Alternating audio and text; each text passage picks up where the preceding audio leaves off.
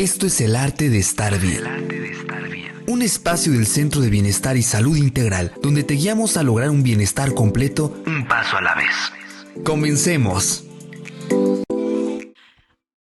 Hola, bienvenidas y bienvenidos aquí a nuestro programa del día de hoy, El Arte de Estar Bien, un espacio donde nos escuchamos, nos cuestionamos y nos acercamos a eso que realmente importa, nuestro bienestar. Y como saben, cada semana pues traemos invitados bastante preparados y que bueno, nos traen diferentes temas bastante importantes, ¿no? Platícanos un poco, Ale. Así es. El día de hoy les traemos un invitado súper especial. Siempre estamos constantemente aquí hablando de las terapias basadas en evidencia científica y precisamente queremos que quizás ahora podamos especificarlo en una terapia que es la DBT, ¿no?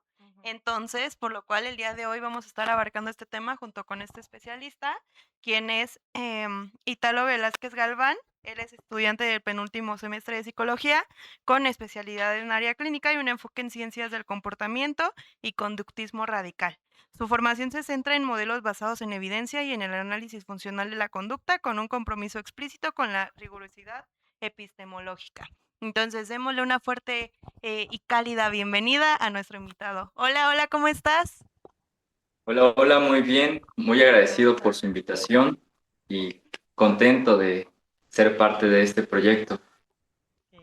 No, sí, muy agradecidos contigo por haber aceptado nuestra invitación y pues podernos aportar un poco de todo el conocimiento que tienes al respecto de esta parte de la psicología basada en ciencia sobre todo. Y bueno, por eso el día de hoy vamos a hablar un poquito sobre la parte de la terapia dialéctico-conductual. ¿Cuál es nuestro tema de hoy exactamente?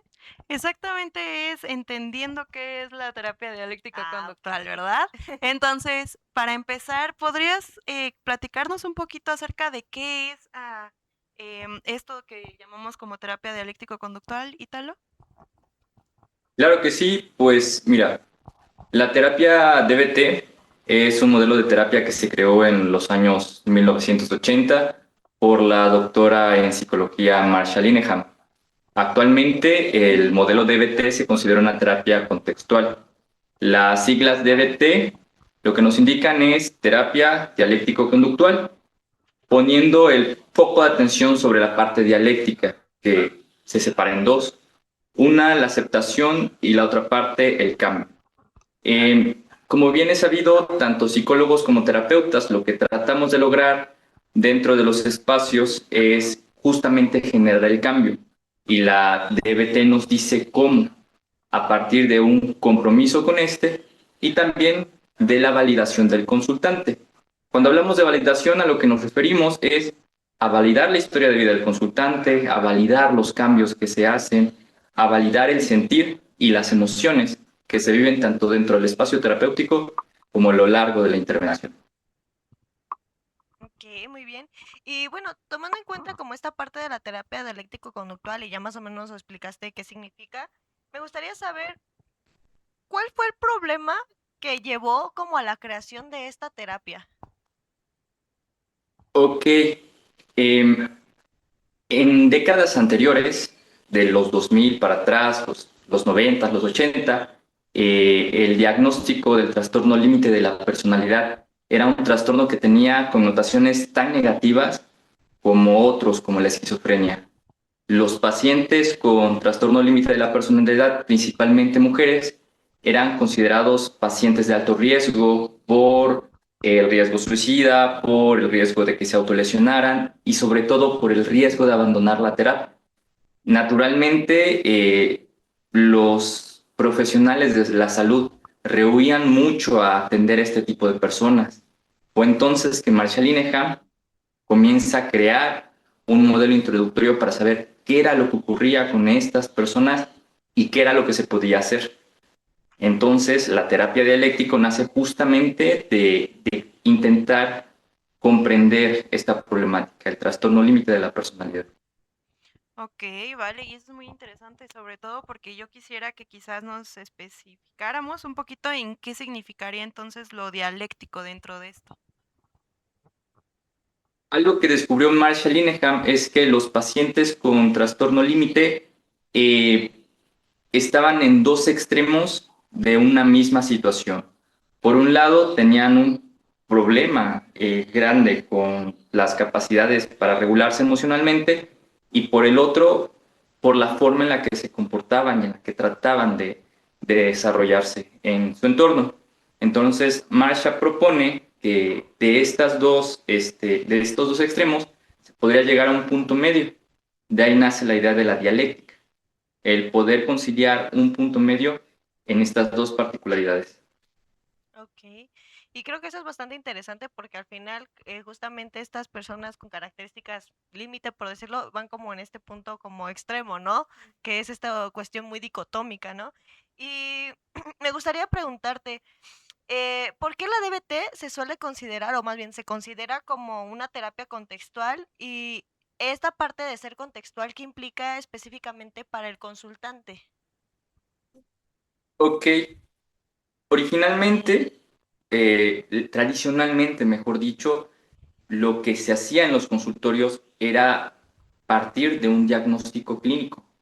Cuando nosotros decimos o hablamos sobre terapias contextuales, ya no ponemos el foco de atención sobre un diagnóstico clínico, sobre una etiqueta, sino tratar de comprender cómo la forma en la que nos comportamos va relacionada con nuestra historia de vida. Por muy problemática que sea una conducta, esta tiene una razón de ser dentro de la vida de los consultantes. Aunque la forma en la que ellos se desenvuelvan pueda traer muchas consecuencias, de cierta manera, que a partir de análisis podemos comprender, esta ha sido funcional para resolver. Entonces, quitamos el foco de atención de solamente estar viendo una etiqueta diagnóstica y lo ponemos en tratar de entender cómo evolucionó esta conducta a lo largo de la historia de vida del consultante. Ok, oye, y justamente me surgió esta duda, ¿no? En cómo podemos o cómo se integra la DBT, cómo se integra la DBT, la aceptación y el cambio sin que parezcan opuestos uno del otro. Ok, una de las filosofías por las que parte Marsha es la filosofía Zen.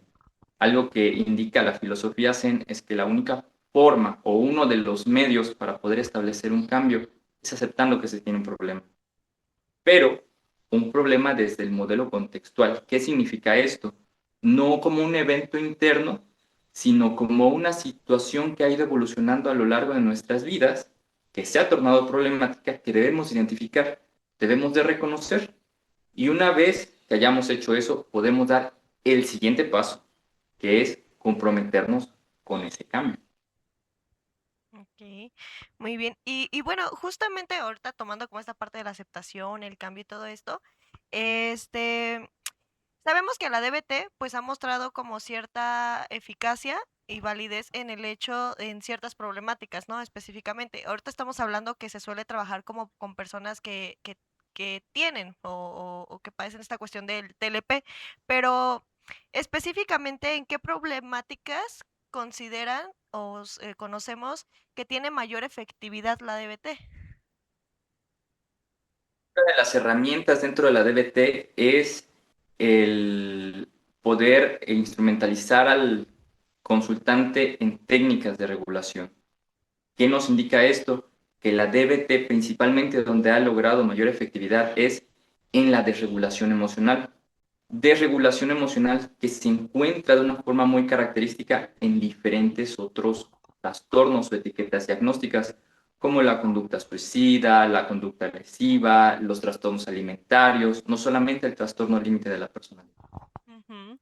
Oye, y bueno, tomando en cuenta todo esto que hemos estado abarcando, yo quisiera saber cómo se estructura un tratamiento completo en DBT.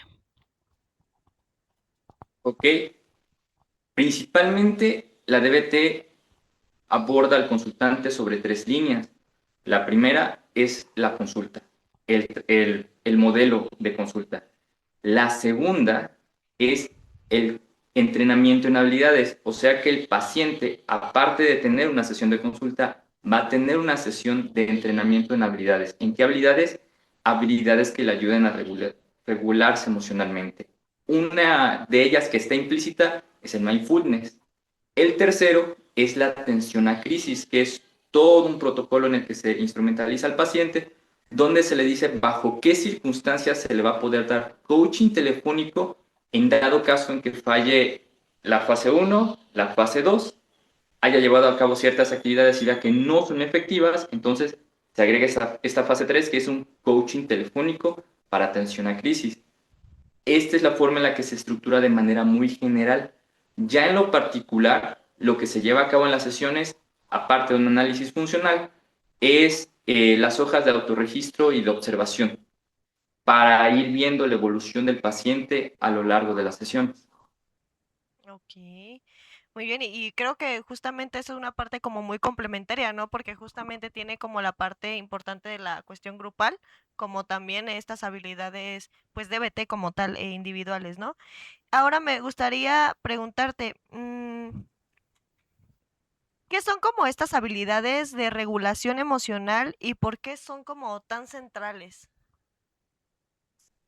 Ok, las habilidades de regulación emocional son la manera en la que nosotros vamos a gestionar la respuesta. Originalmente había planteado que la DBT fue creada para pacientes con trastorno límite de personalidad. Generalmente estos pacientes, cuando bajo ciertas circunstancias experimentan sensaciones que son muy desagradables, las experimentan de una forma muy agresiva, una forma en la que sobrepasa los límites y eso los lleva a cometer conductas de riesgo muy problemáticas. Lo que nosotros hacemos de una forma muy particular, porque las técnicas se desarrollan de manera individual, o sea, no hay una forma genérica para todos, es ir entrenando a esta persona en qué, en cómo responde, o sea, en cómo experimenta esa respuesta emocional, a modo de que esa respuesta emocional no la podemos eliminar, pero sí podemos hacer que se mantenga dentro de los límites que nos permitan no llevar a cabo conductas de riesgo como autolesiones o conductas problemas como agredir a otras personas o terminar diciendo cosas que no queremos decir, por poner un ejemplo. Ujú. Oye, y bueno, ahorita que incluso estuviste hablando un poquito sobre estas técnicas, herramientas, yo quisiera saber si el mindfulness es para todos o necesita adaptaciones clínicas. El mindfulness es para todo, pero tanto para los terapeutas como para los consultantes es importante aclarar que el mindfulness tiene como finalidad el que nosotros podamos prestar atención al momento presente. La técnica en sí se presenta como una manera en la que le podemos dar descanso a nuestra mente. Hasta ahí. Si como consecuencia de esta práctica tú percibes una reducción en tu ansiedad, tú percibes una mejora en tu estado de ánimo, que desaparece el insomnio o algún dolor físico, eso ya es una consecuencia en sí de la práctica. ¿A qué me refiero con esto? Que aunque el mindfulness se nos puede presentar para muchísimas cosas, tenemos que considerar que esas muchísimas cosas son solamente un resultado de la práctica. La finalidad en sí del mindfulness es que nosotros podamos tanto darle un descanso a nuestra mente como aprender a poder posicionar la atención en el momento presente. Ok. Y bueno, justamente aquí me llega como una duda, un poquito, al respecto de, por ejemplo, cuando eres terapeuta DBT, ¿qué errores tú consideras que de repente tal vez un terapeuta puede cometer al aplicarla? Uy, pues a veces se corre el riesgo de que como la DBT está muy protocolarizada, o sea, tenemos un protocolo muy amplio para muchas cosas, justamente nos enfoquemos más en llevar a cabo un protocolo que en recordar lo que nos decía Marsha Linehan. Nos tenemos que involucrar con el paciente, nos tenemos que involucrar con su historia de vida, no a nivel personal, sino a nivel de análisis, tratar de comprenderlo, tratar de poder reforzar eh, los, las, ¿cómo decirlo? Los avances que tiene el paciente, pues el poder ayudarlo más a gestionar que el solo estar llevando a cabo el protocolo tal cual lo marca. Habrán situaciones en las que antes del coaching telefónico se puedan hacer otras cosas, habrán momentos en los que, por ejemplo, no se tenga que llegar a eso. Inclusive hay personas que responden muy bien a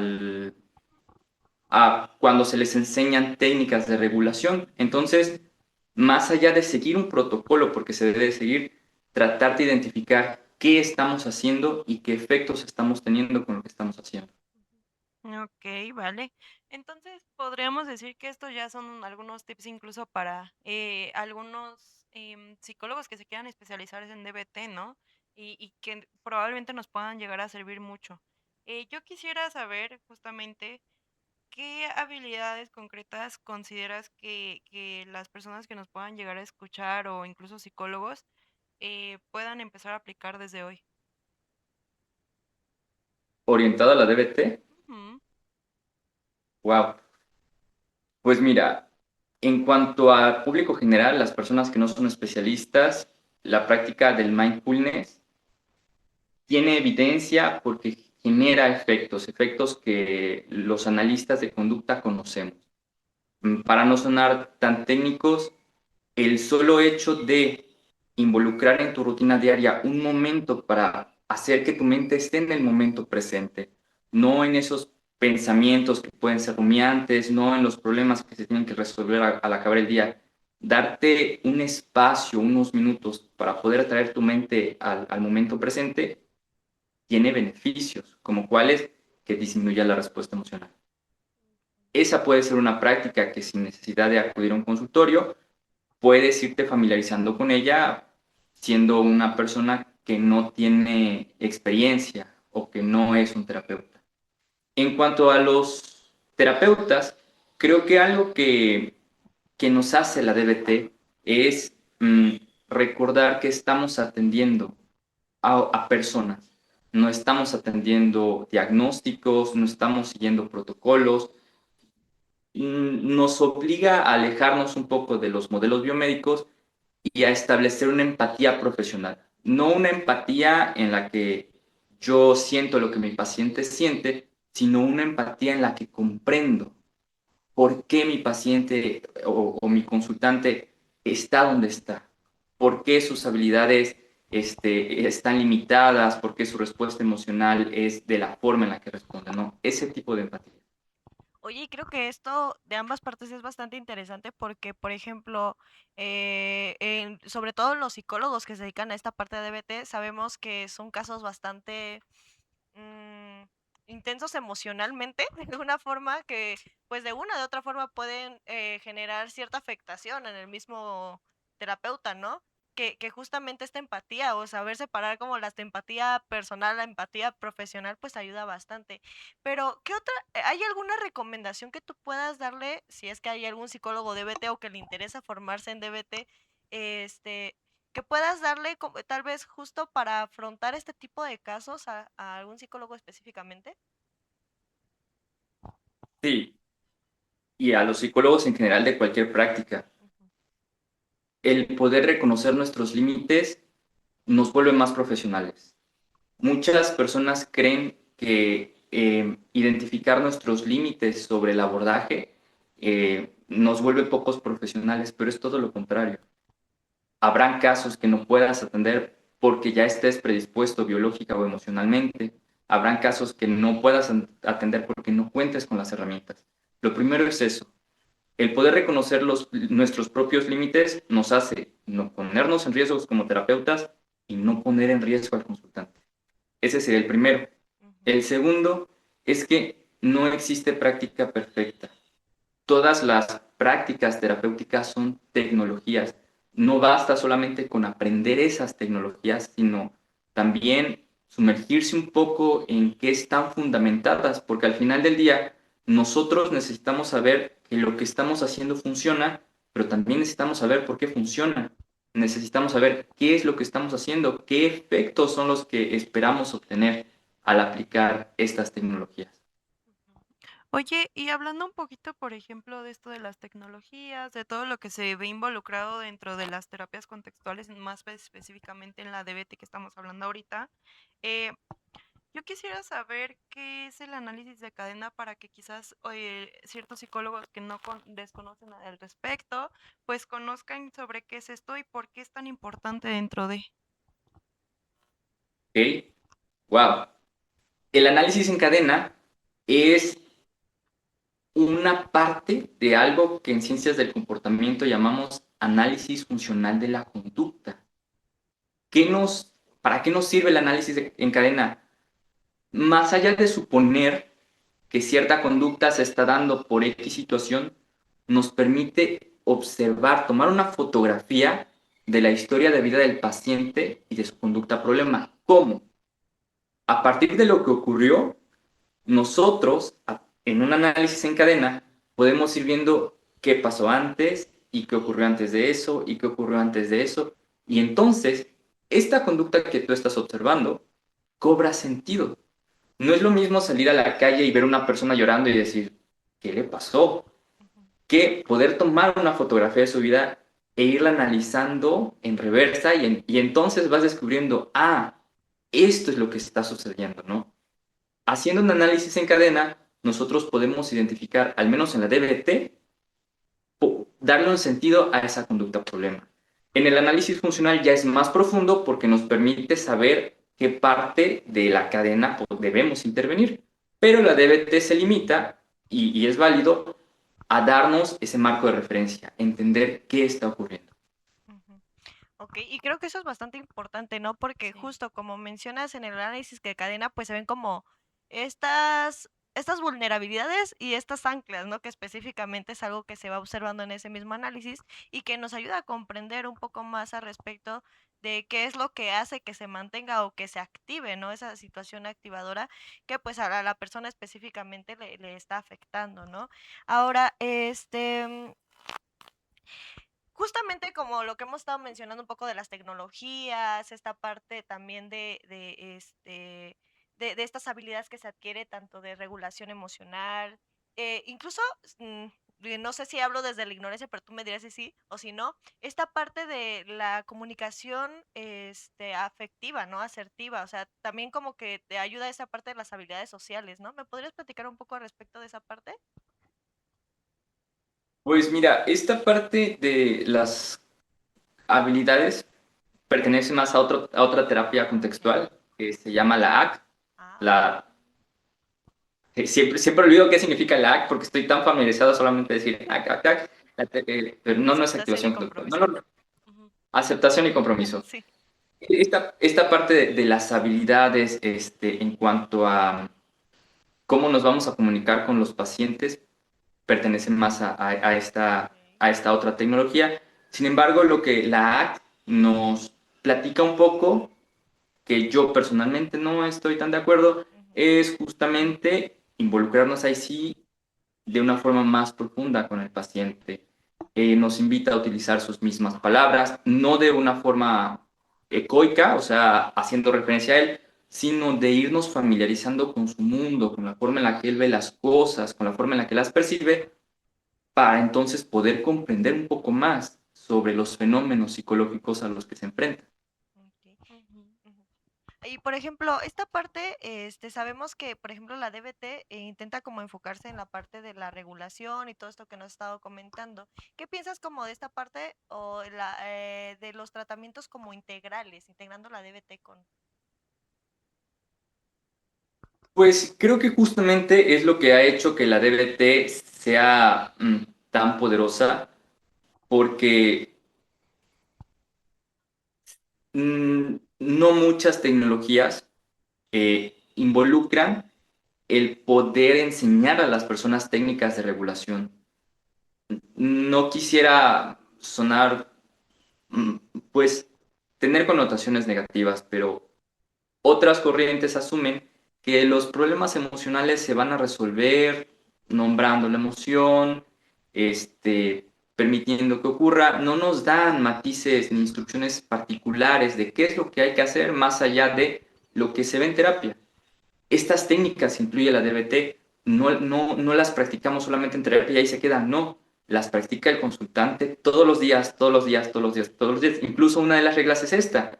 Tú la vas a practicar, no la vas a ocupar, la vas a ir practicando y poco a poco vamos a ir evaluando cómo te van sirviendo. Y ya cuando el terapeuta dice, ok, creo que ya estás listo, las pone en práctica. O sea, realmente hay toda una instrumentalización del paciente. No lo vamos a dejar que se exponga solito a sus emociones después de la primera sesión o después de que se lo comentamos en terapia, por ejemplo. Ujú. Ok, vale. Y muy valiosa toda esta información que nos has estado comentando durante todo este programa.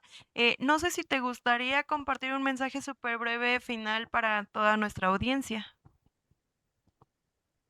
Pues gracias y sí me gustaría.